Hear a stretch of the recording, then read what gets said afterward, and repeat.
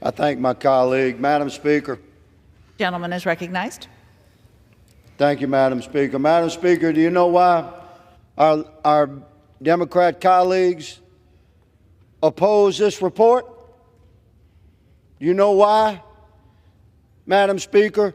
They don't want clear, fresh, precise data provided to the American people on how many attacks uniformed law officers suffer every year. They don't want America to know, Madam Speaker, because America would be shocked.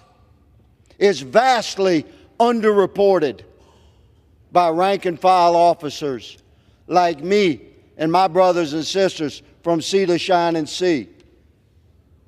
Men who know what it is, not just to wear a little pin like here, we can walk around D.C. with your head high, but to wear a shield, to wear a badge, to earn that certification every year.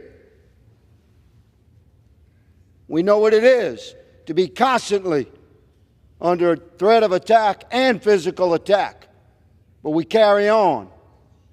We rarely report what we don't absolutely have to because of the agenda-driven persecution that officers are currently facing in where? Republican-run cities with Republican district attorneys that actually prosecute criminals? No, Madam Speaker. In liberal cities, look at the maps. In cities run by Democrat policies and their agendas, their Democrat mayors and their Democrat DAs, those are the cities that are eaten alive by crime in America. This is why you cannot fill the ranks of law enforcement officers across the country. When I was a cop, we had about 800,000 uniformed officers. We were on our way to 1 million.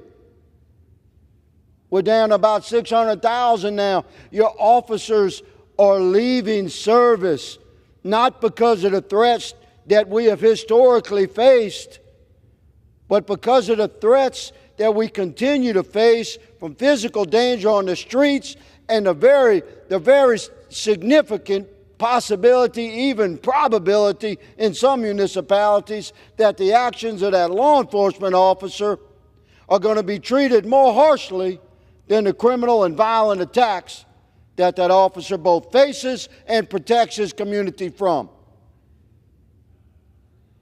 To think that my colleagues across the aisle would oppose a bill that mandates the Department of Justice provide accurate data to the American people about how many violent attacks uniformed officers face across the country, my God, you can barely get your head wrapped around that.